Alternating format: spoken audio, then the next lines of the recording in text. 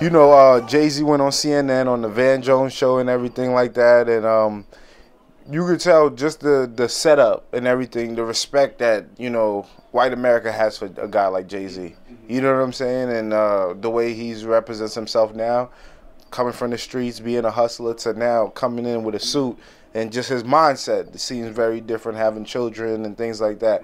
And then the conversation where I thought it was very interesting was when he started talking about, he had a video showing his daughter under the table commanding, you know, like, this is what we need to do moving forward and things like that, as growing up and things like that, taking command. So he's showing a future self, his seeds and things like that, creating a new avenue for us where it's like no more first. We've passed all the first black people who done did things.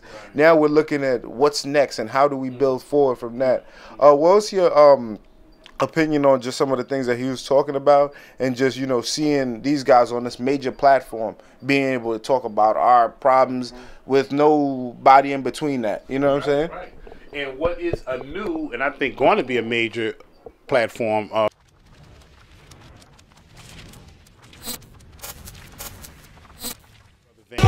you know, I had an opportunity to interview that brother. We're going to have to get that interview up. But he gave some real solid advice and just his vibe. A good brother. That conversation was so insightful. And again, speaking about his young daughter Ivy, and that's the one thing we got to do. What he's doing so beautifully, we gotta be able to observe these children. And he made a comment that we hear it all the time. Oh, this child has been here before. You know, when you see activities, or you see, like he cited in his daughter Ivy, a level of empathy that seems to be so many years more advanced than a child. He had said they was on their way driving somewhere, and they observed some smoke, some fire. The smoke. They didn't even know about the building or anything. So look at the connection the child is making. Smoke, fire can harm, and then he's, you know, child began to cry. That, you know, I hope nobody's hurt. I mean, but now I know folks, you know, give me a little side eye, and I'm referencing again that Aquarian age, and that there are beings being born now that will have perceptive abilities, that will have a heightened level of attunement. And if we can give them the right atmosphere, but now look at what he's able to do that too often the average parent can. Because you run in, you got to keep that roof over their head. You got to keep them fed. So that extra time, just spend maybe 2-3 hours watching your child play and seeing what things they reach for, looking at their attention span, see what rhythms they're making. You know, a lot of times we don't have time to do that kind of observation, so we will be missing these little gems that they're here to tell us. Because if we get the signs that they've been placed, it's already in them. You know, the children know. The thing is, their memory starts to fade as they get older because they're coming right from the source. So it's intuitive to them. And then just like as we become adults, life kind of beats it out of you, but they have so many more of the answers that if we are observant, we can put them on a path. Yes, and help them fulfill what their purpose is. So that was good. They also made a very good, and I did the way Van flipped it, because Black History Month, February, and history is great, but how much time do we spend talking about Black future?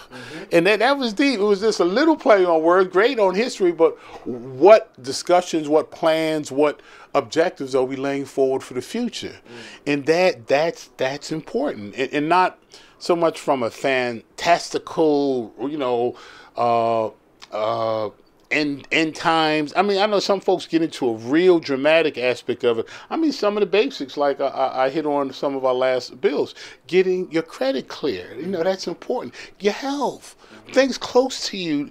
This revolution is not some major thing you got to go 100 miles for. You do the revolution every time you get out your bed. You know, what are you going to think? What are you going to be thankful for? Do you own? Yes.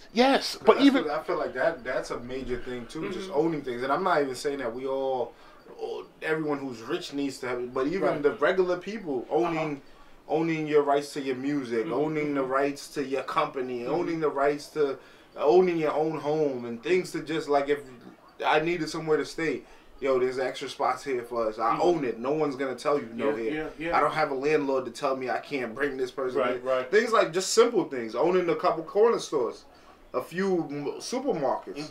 You know what I'm saying? A couple things, because some of us could pull up and pay that rent at the market spot, because people make it seem like such a big thing. But you could rent that space and say, you know what, I don't like this deli. I open up my own deli. Start from there. You know what I'm saying? You know, I learned something that it just when it hit me, it is just so powerful. Most people don't realize what opens the floodgate for ownership. What will make ownership and just resources flow to you so quick. The first thing to do to get that going is being appreciative for what you have. And a lot of people jump right over that in the quest to get more, do more, have more. It's like, whoa, put the brakes on. I mean, and you may not have that much, or it may not look like a lot. But man, when you appreciate that and know that some levels of sacrifice, some levels of blessing had to take place for where you at. And I think when you really, really it is a humble process, humbling yourself when you don't have much and you appreciate it anyway. And then, you go through the stratosphere when you even share what little you have. Because then that's like that upper being aspect. And that's the energy. And that's when the phone rings. And, oh, do you need this? Or, your name was mentioned. And then you're like, whoa. And we think it's coincidence and it's luck.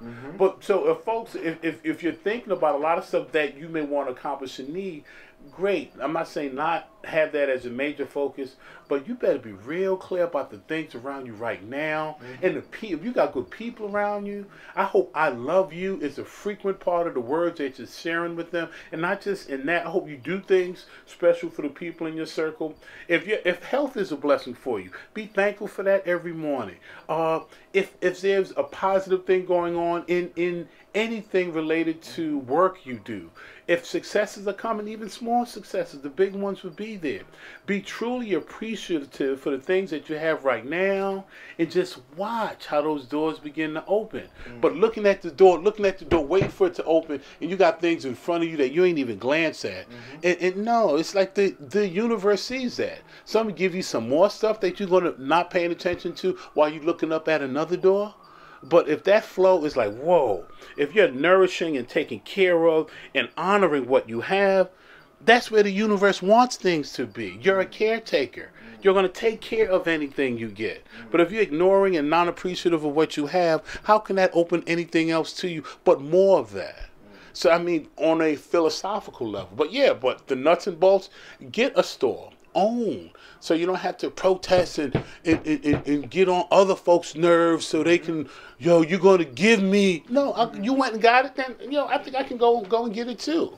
So if we get more of that going, I think that would stimulate. That would be our stimulus package. But please, if y'all can remember that part of it, the work starts in before you start seeing the inflow on the outside. All that being said, you just made me think about just my personal journey and things like that, and just the continuous growth. And with what you said, it just one thing I wanted to just talk about with appreciation. I recently started a job working with disabled people and mentally challenged people and things like that, and I'm like seeing their appreciation, them being able to laugh and. Still, I'm like, damn, dog, you in a wheelchair, or you're like this for the rest of your life, or some of you are born like this forever. To still see them laugh and joke, and I'm like, yo, this is a scary, like, if I had to, it's like, then it makes you like, whoa, I could walk, talk, and some of them, you could tell their mind works, but they can't express it. It's in prison. So I'm like, that's what I'm like, yo, imagine being stuck in that prison. And still be able to smile and things like that. You know what I'm saying? To me, that like plays such a major important role in really appreciating the things you have.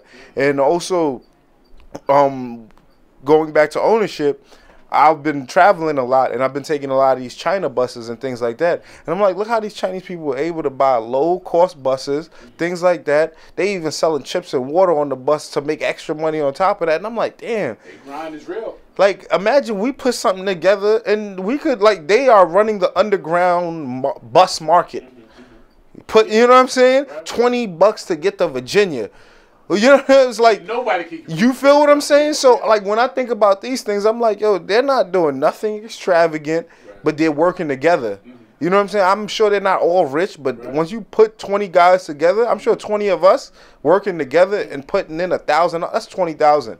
towards the next goal. Yeah. So I just wanted to elaborate on what you were saying. Yeah, that's exactly. It's the collective. If we can ever get the collective back, that would be awesome. And part of the stuff with Monique, we was mentioning before we got on camera, how so many folks are going at her and kind of seemingly, and again, I mean, yeah, we can all, but again, seemingly cutting her legs out of it. Another beef I just heard about, I don't know if you heard too, this thing Kevin Hart is having with this other comedian that he's accusing of just trying to ride his shine.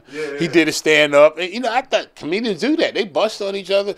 Richard Pryor used to bust on Bill Cosby. Eddie Murphy used to bust on. I mean, a little of that is within the realm, but it's, again, like that bill we had before. When is your man, your homie, someone in your crew, is that off limits for them to really touch on it? And they say he was embarrassed about some of his material. So when is it crossing the line? When is it being disloyal? And when is the artist now just getting hypersensitive because they're getting a little more money? When I could do this to you before, now I can't, So I don't know how that's supposed to be policed, but that seems to be working itself out because we are striving to be successful. And the ideal success, I think, is a success that you can bring the people that help you along the way with you.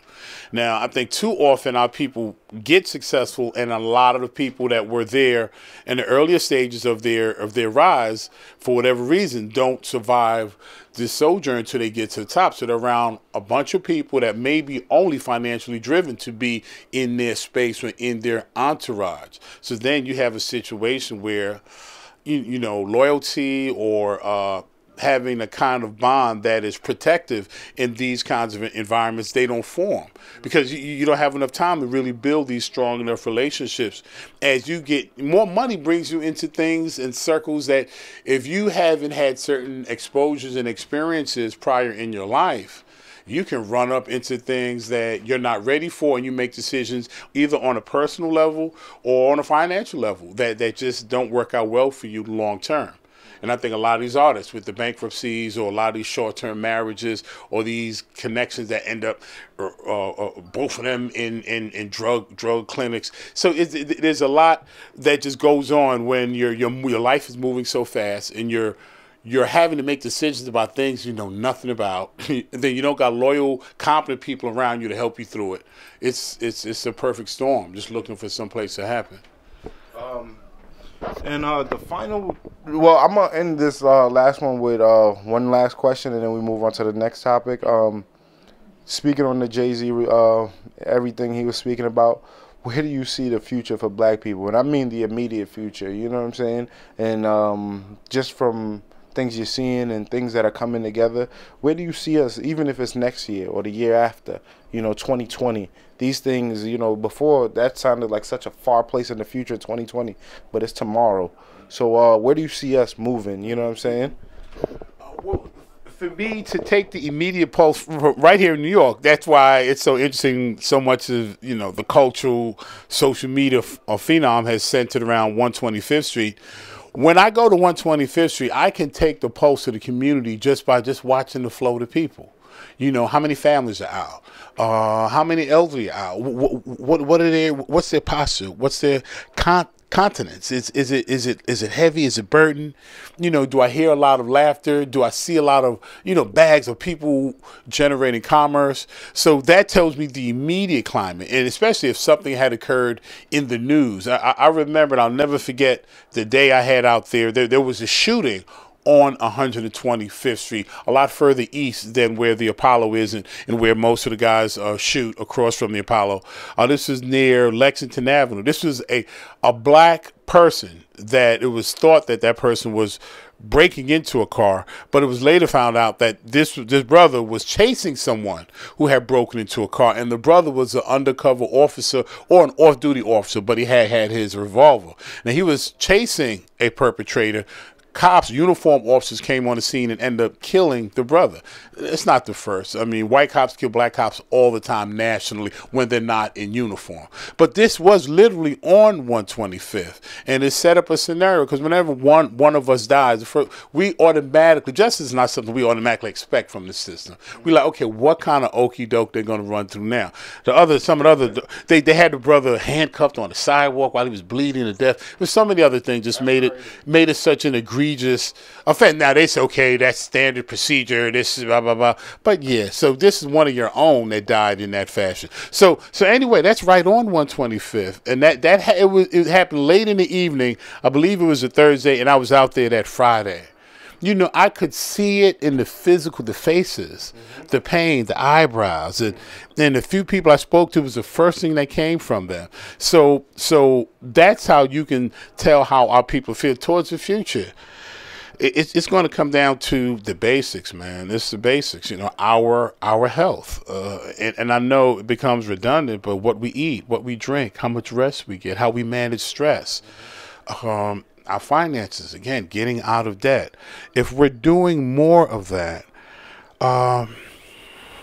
collectively, it's like a fork in the road. If we keep going towards enhancing our knowledge, enhancing our unity, which includes our health, our finances, protecting our community. If we go along that way, I think the future will get steadily stronger. If we keep getting distracted and allowing ourselves to be manipulated by media that's keeping us going towards entertainment and other distractions, I think we're going to still have very negative numbers related to health. You know, us as black people, we have the highest numbers in all the negatives in cancers and in various substance abuses and other physical ailments. Those things are going to continue. If we keep going for the smoke and mirrors and being distracted and not go to unity, go to consistency, go to health and family. So it can go either way. I've said on other bills, genocide is real, and it's not an overnight process. Look at the systemic breaking of treaties, the systemic commitments of genocide against the Native Americans that fully habitated this land. It took, what 150, 200 years for that systematic march of those people off this land. If black people, if that is the goal for us to be eradicated, and a very strong case can be made based on the governmental behaviors that have been uncovered, like COINTELPRO, like the CIA flooding drugs in the inner city community. This stuff is documented. This ain't no conspiracy theory. So we got. Yeah, they do bestsellers about it. I was the agent that, you know, so we know. We are living in a house in a government that on many Tuskegee experiment on many instances have said, you know what, we would like to get you all up out of here. Planned Parenthood. I mean, they plan on this. They invest money in scientifically how to eliminate us. So if they on their grind, so we're on our grind to counter that and keep building strong families and a stronger community.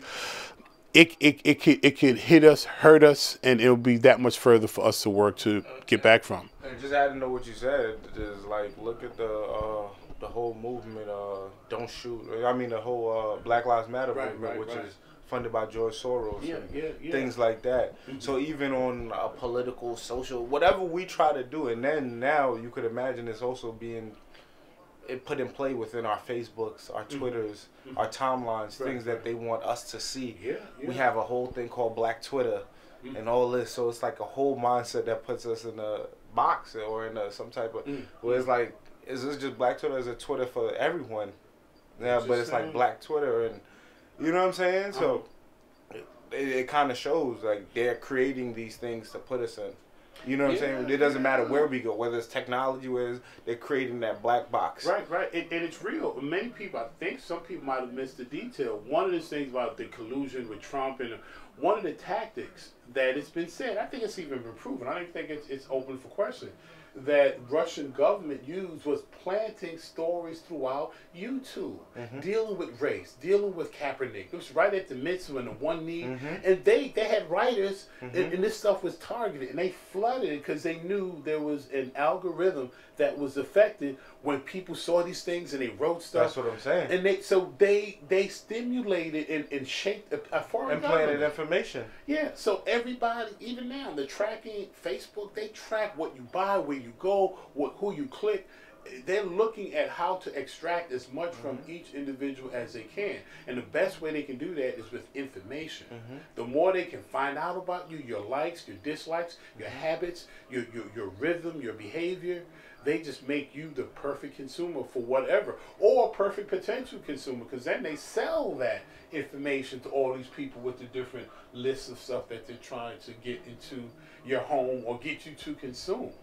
So this is and that's why, again, I don't have cable because I try to safeguard this, but you know the downside is you can miss important stories. But I tell you, the noise of what it is, because you will be in front of that TV more times than people realize. I need a dark piece of photo. Had the blinds going blind, looking for narcos. And not to sound like extra conspiracy type, but we should know that there are, like, our television, our phones, everything sends waves, and these waves, because we are made of so 80-90% water and things like that, affect the water in our body and how we take in information. So certain things can be triggered through just waves, sounds, and images that can trigger your mind to go do things Very much so. subconsciously where you're not realizing that, yo, you want to go out and go get this or do that because you've been triggered. Yeah.